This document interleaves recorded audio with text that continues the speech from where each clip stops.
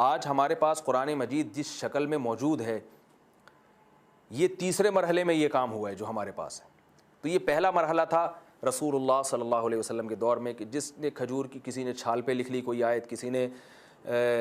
چمڑے پہ لکھ لی، کسی نے پتھر پہ کوئی آیت لکھ لی، اور جس کے پاس جتنا جمع ہوتا، کسی کے پاس پورا قرآن جمع ہے، کسی کے پاس تھوڑا. حافظ تو بہت تھے تحریری شکل میں بھی، مٹکوں میں اور تھیلوں میں، اس طرح سے لوگوں نے اس کو محفوظ کیا. سب سے پہلے قرآن مجید کو باقاعدہ سرکاری سطح پہ جمع کرنے کا کام حضرت ابو بکر رضی اللہ تعالیٰ عنہ نے کیا ہے. وہ ہوا یہ کہ حضرت ابو بکر رضی اللہ تعالیٰ عنہ جب خلیفہ بنے اور آپ صلی اللہ علیہ وسلم کی جب وفات ہوئی ہے، تو بہت سارے فتنوں نے سر اٹھانا شروع کر دیا. کہتے ہیں کہ ایک ہی وقت میں 12 مختلف مقامات پر حضرت ابو بکر نے فوج بھیجی ہے، مجاہدین کی جماعت بھیجی ہے 12 مختلف مقامات پر. یہ حضرت ابو بکر رضی اللہ تعالیٰ عنہ کا حوصلہ تھا کہ اتنے فتنوں کی ایک ہی وقت میں آپ نے سرکوبی کی ہے، جس میں زکوٰۃ کا انکار کرنے والے، خود اسلام سے پھر جانے والے، اور سب سے بڑا فتنہ تھا جھوٹے نبی مسیلمہ کذاب کا. اس نے نبوت کا دعویٰ کر دیا. تو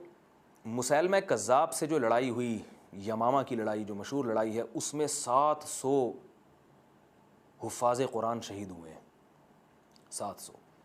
تقریباً 700 جو قرآن مجید کے بڑے عالم تھے، حافظ تھے. جب اتنی بڑی تعداد حفاظ کرام کی شہید ہوئی، اس کے علاوہ بھی مختلف محاذوں پہ صحابہ کرام کثرت سے شہید ہو رہے تھے، تو حضرت عمر رضی اللہ تعالیٰ عنہ کے دل میں یہ بات آئی کہ اگر ہم نے سرکاری سطح پہ قرآن مجید کو باقاعدہ ایک جگہ جمع نہیں کیا اور اس پہ سرکاری مہر نہ لگی کہ بھئی یہ اوتھینٹک ہے، سب کے لیے یہ قابل اعتماد ہے اور اس پر سب کا اتفاق ہے، تو ایسا نہ ہو کہ قرآن مجید کے بارے میں امت اختلاف کا شکار ہو جائے. تو حضرت عمر رضی اللہ تعالیٰ عنہ حضرت ابو بکر کے پاس گئے اور فرمایا کہ مجھے یہ ڈر ہے کہ قرآن مجید کے بارے میں امت میں وہی اختلافات شروع نہ ہو جائیں جو یہود و نصارہ کے تورات اور انجیل کے بارے میں ہوئے،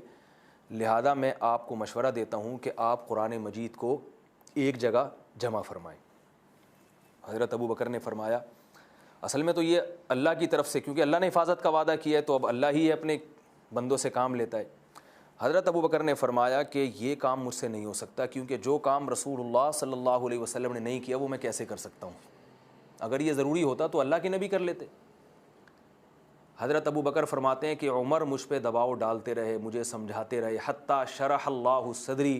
یہاں تک کہ میری رائے عمر کی رائے کے موافق ہو گئی اور مجھے اطمینان ہو گیا کہ عمر جو کہہ رہے ہیں بالکل صحیح کہہ رہے ہیں. بھائی نبی نے اس لیے جمع نہیں کیا تھا کہ نبی کے دور میں یہ خطرہ موجود نہیں تھا. پھر حضرت ابو بکر نے سرکاری سطح پہ باقاعدہ حکم دیا، اور اس کے لیے حضرت زید ابن ثابت کو، کیونکہ زید ابن ثابت رضی اللہ تعالیٰ عنہ کاتبین وحی میں سب سے زیادہ شہرت کے حامل تھے، ان کو حکم دیا اور فرمایا کہ آپ یہ کام کریں کہ لوگوں کو جمع کریں اور جس جس کے پاس قرآن مجید جہاں جہاں محفوظ ہے سب جمع کر کے حاضر کریں، اور اس طرح سے ہم قرآن مجید ایک اصول ضابطہ بنائے، وہ میں انشاءاللہ بھی بتاتا ہوں. تو حضرت زید ابن ثابت رضی اللہ تعالیٰ عنہ نے بالکل وہی بات کی جو حضرت ابو بکر نے کہی تھی. فرمایا کہ یہ کام میں کیسے کر سکتا ہوں جو رسول اللہ صلی اللہ علیہ وسلم نے نہیں کیا، اور فرمایا کہ اگر آپ مجھے کسی پہاڑ کو ہٹانے کا حکم دے دیتے میرے لیے آسان تھا، یہ کام میرے لیے بہت مشکل ہے. لیکن یہ دونوں حضرات ان کو سمجھاتے رہے، یہاں تک کہ اللہ نے ان کو بھی شرح صدر عطا فرما دیا کہ یہ دونوں بزرگ صحیح کہہ رہے ہیں. اب آپ یہ دیکھیے کہ حضرت ابو بکر رضی اللہ تعالیٰ عنہ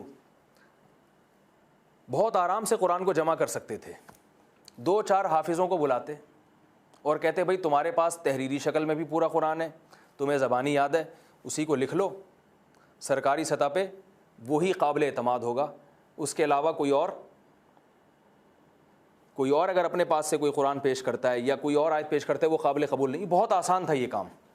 کیونکہ حضرت عبداللہ بن مسعود بھی حافظ تھے، سالم حضرت مولا جو ابو حذیفہ کے مولا تھے وہ بھی حافظ تھے اور بڑی شخصیت تھے وہ.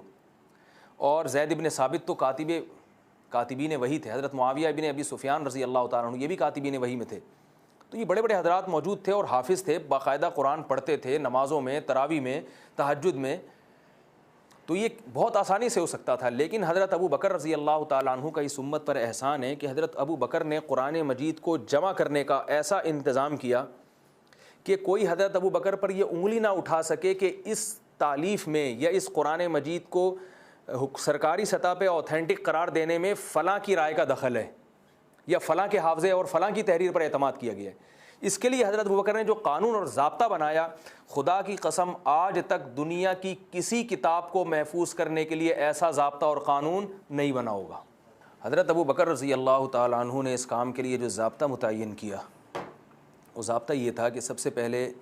مسجد نبوی میں بڑے بڑے صحابہ کرام کو جمع کیا, جن کی تعداد تقریباً 30-40 کے قریب تھی, جن میں یہ خلفۂ راشدین کے علاوہ عشرہ مبشرہ اور قرآن کے ماہر صحابہ تمام کے تمام افراد موجود تھے, تاکہ کھلے عام بالکل سب کے سامنے ایک قرآن کے جمع اور تالیف کا کام ہو اور کسی کو بعد میں اعتراض کا حق نہ ہو. ان 30-40 افراد میں حضرت ابوبکر رضی اللہ تعالیٰ عنہ نے پھر 7 افراد کو الگ سے منتخب کیا, جن میں عبداللہ بن مسعود تھے, ابی بن کعب تھے, حضرت زید بن ثابت, ابو حذیفہ رضی اللہ تعالیٰ عنہ کے آزاد کردہ غلام سالم, یہ سارے بڑے بڑے حضرات تھے اس میں. ہاں, ان 7 افراد کا کام یہ تھا کہ یہ حضرات سب سے پہلے تو آپس میں تکرار کریں گے, جس کے پاس جو آیت ہے وہ دوسرے کے سامنے پیش کرے گا, دوسرا اس آیت کی تلاوت کرے گا کہ بھئی یہ آپس میں ایک دوسرے سے میچ کر رہی ہیں کہ نہیں کر رہی ہیں, اگر کہیں کسی میں غلطی ہے تو وہ اس کی اصلاح کر دے, تاکہ یہ پہلے اتفاق رائے سے ایک قرآن کو مرتب کر لیں, کوئی آیت رہ نہ جائے. تو اس طرح سے ایک ایک آیت پر 7 گواہیاں ہو گئیں, ایک ایک آیت کے برحق ہونے پر 7 گواہیاں تو انہی اپنے افراد کی ہو گئیں. پھر ان کے ذمہ تھا کہ وہ تحریری شکل میں بھی پیش کریں, وہ تحریر جو رسول اللہ صلی اللہ علیہ وسلم کے زمانے میں نبی کی موجودگی میں انہوں نے لکھی ہے, جب نازل ہو رہا تھا اس وقت جو تحریر لکھی ہے. تو یہ تحریری گواہیاں اگر آپ ملا کے دیکھتے ہیں اور ان کی زبانی, تو ایک ایک آیت پر 14 گواہیاں تو اسی وقت اکٹھی ہو گئیں جب انہوں نے آپس میں تکرار کیا. پھر حضرت ابوبکر رضی اللہ تعالیٰ عنہ نے ضابطہ یہ بنایا کہ آپ کے پاس جو قرآن ہے اور جتنی آیات ہیں, جو ظاہر ہے ساری تمام آیات تھیں, پورا قرآن تھا, یہ تمام آیات پر باہر سے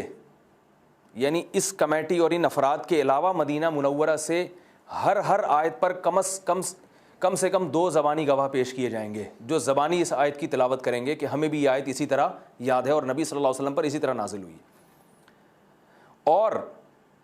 2 زبانی گواہوں کے علاوہ ہر آیت پر باہر سے 2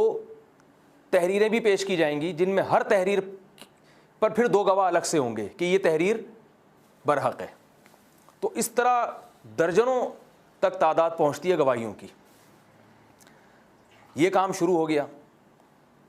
ہر آیت کو پیش کیا جاتا, باہر سے گواہ طلب کیے جاتے. صحابہ کرام کے پاس جس کے منادی کرائی گئی پورے مدینہ میں, بھائی جس کے پاس مٹکے میں, غلاف میں, الماری میں جو رقعہ ہے قرآن کا لکھا ہوا وہ ابھی پیش کرے, اور اس کو ہم باقاعدہ سرکاری سطح پہ قبول کریں گے اور وہ پوری امت کے لیے قابل قبول ہوگا. وہ یہ کام ہوتا رہا, کئی مہینے لگے ہیں اس میں.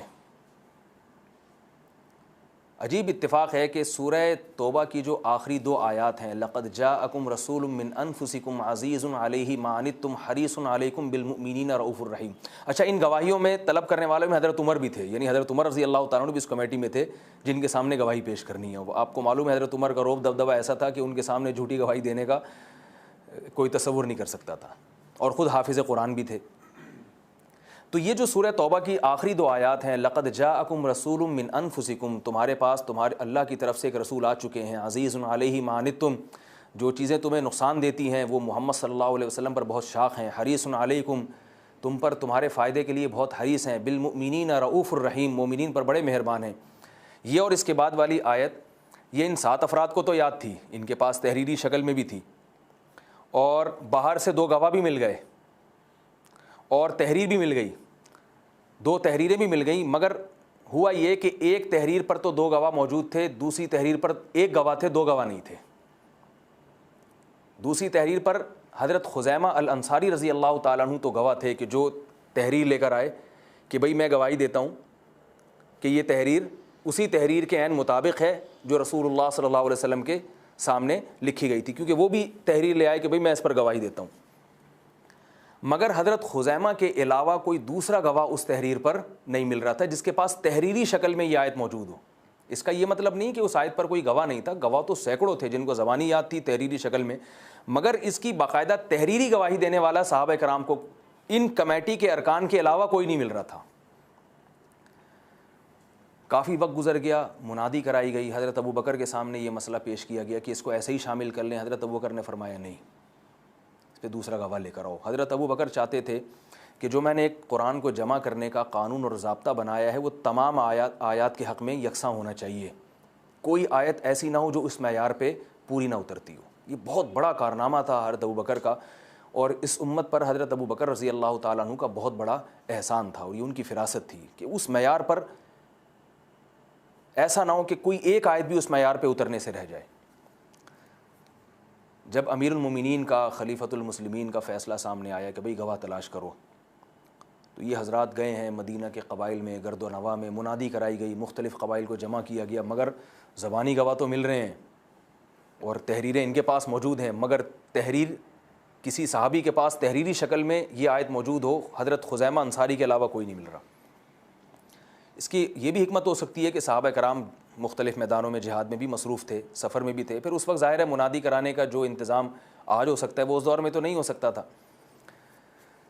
عجیب اتفاق ہے کہ ایک قبیلے میں جب یہ منادی کرائی اور اعلان کیا گیا بھائی خزیمہ الانصاری کے علاوہ کسی کے پاس سورہ توبہ کی یہ آخری 2 آیات اگر موجود ہیں تو وہ لے کر، دیکھیں ان کو یقین تھا نا کہ یہ آخری 2 آیات قرآن کا حصہ ہیں، اگر یقین نہ ہوتا تو اتنی منادی تھوڑی کراتے، ان کو پتہ یہ ہیں تو شامل تو کرنی ہی کرنی ہے، لیکن اس معیار پہ پوری اترنی چاہیے جو سرکاری سطح پہ جو معیار بنایا گیا ہے۔ تو مجمع سے ایک شخص اٹھا، اس نے کہا کہ کون ہے گواہ اس پر، ایک گواہ کون ہے؟ بتایا خزیمہ الانصاری۔ فرمایا مسئلہ حل ہو گیا، مسئلہ حل ہو گیا۔ بھئی کیسے حل ہو گیا؟ انہوں نے واقعہ سنایا کہ رسول اللہ صلی اللہ علیہ وسلم ایک مرتبہ مدینہ سے باہر تشریف لے گئے تھے کسی ضرورت سے، وہاں ایک بدو سے آپ صلی اللہ علیہ وسلم نے اونٹنی خریدی، اونٹ خریدا، خرید کے اسی بدو کے ساتھ آپ صلی اللہ علیہ وسلم مدینہ منورہ میں داخل ہوئے۔ اونٹنی کی رسی آپ صلی اللہ علیہ وسلم کے ہاتھ میں تھی۔ ایک نووارث شخص آیا، اس نے اس بدو سے پوچھا کہ تم یہ اونٹنی مجھے اتنے میں فروخت کر دو۔ اس نے وہ قیمت بتائی جو رسول اللہ صلی اللہ علیہ وسلم کی قیمت سے زیادہ تھی۔ اب یہ جو بدو تھا نا، اس کی نیت بدل گئی، اس نے کہا یہ زیادہ پیسے دے رہے ہیں، محمد صلی اللہ علیہ وسلم نے کم لگایا ہے، تو اس نے کیا کیا کہ میں تمہیں، اس نے ان سے سودے بازی شروع کر دی۔ آپ صلی اللہ علیہ وسلم حیران ہوئے اور فرمایا کہ یہ اونٹنی تو تم مجھے فروخت کر چکے ہو، اب تم اس کو کیسے دے رہے ہو؟ اس نے فوراً کہا کوئی گواہ لے کر آؤ جو گواہی دے کے آپ صحیح کہہ رہے ہیں۔ حضرت خزیمہ الانصاری رضی اللہ تعالیٰ عنہ وہاں موجود تھے، سودے کے وقت موجود نہیں تھے، یہ جب مخاصمہ ہو رہا تھا تو اس وقت موجود تھے۔ انہوں نے فرمایا کہ میں اس بات کی گواہی دیتا ہوں کہ تم یہ اونٹنی محمد صلی اللہ علیہ وسلم کو فروخت کر چکے ہو۔ لوگوں نے جب حضرت خزیمہ کی گواہی سنی تو وہ بوڑھا ڈر گیا، بدو ڈر گیا کہ بھئی لوگ اب میری تصدیق نہیں کریں گے، تو اس نے نبی صلی اللہ علیہ وسلم کے حوالے وہ اونٹنی کر دی۔ پھر آپ صلی اللہ علیہ وسلم کے یہ اخلاق تھے کہ آپ صلی اللہ علیہ وسلم نے اسے قیمت وہی ادا کی جو اس دوسرے شخص نے لگائی تھی، تاکہ یہ جو سمجھ رہا ہے کہ میرا نقصان ہو رہا ہے یہ بھی نہ ہو اور اس کے دل سے بدگمانی دور ہو جائے۔ اس کے بعد آپ صلی اللہ علیہ وسلم نے حضرت خزیمہ الانصاری سے پوچھا کہ تم نے تو مجھے سودا کرتے ہوئے دیکھا نہیں تھا، تو تم نے کیسے گواہی دے دی کہ یہ میں نے خریدی ہے، تم تو موجود نہیں تھے؟ حضرت خزیمہ نے فرمایا یا رسول اللہ، اس سے بڑی بڑی چیزیں جو ہم نے اپنی آنکھوں سے نہیں دیکھیں، جنت اور دوزخ، وہ آپ کے کہنے سے ہم نے ان پہ یقین کر لیا اور گواہی دے دی، تو یہ تو چھوٹا سا معاملہ ہے، اس میں ہم آپ کی برحق ہونے کی گواہی کیسے نہ دیں؟ آپ صلی اللہ علیہ وسلم ان کے اس طرز جواب سے اتنا خوش ہوئے، آپ نے فرمایا کہ آج سے خزیمہ ایک اکیلے کی گواہی 2 آدمیوں کے برابر ہوگی۔ صحابہ کرام نے اس واقعے کی تصدیق کی اور اس طرح سے یہ مسئلہ حل ہو گیا۔ اصول فقہ کی جتنی کتابیں ہم مدارس میں پڑھاتے ہیں ان میں یہ بات تحریر ہے کہ کسی بھی مقدمے میں 2 گواہیوں کے بغیر گواہی قبول نہیں ہوگی سوائے حضرت خزیمہ کی۔ حسامی میں یہ مسئلہ تفصیل سے کہ خصوصیت موجود ہو کسی صحابی کی تو وہ اس سے مستثنیٰ ہے، جیسے حضرت خزیمہ۔ تو اس حضرت ابو بکر رضی اللہ تعالیٰ عنہ کے معیار پر بھی وہ آیت اتر گئی اور اس کو قرآن مجید میں شامل بھی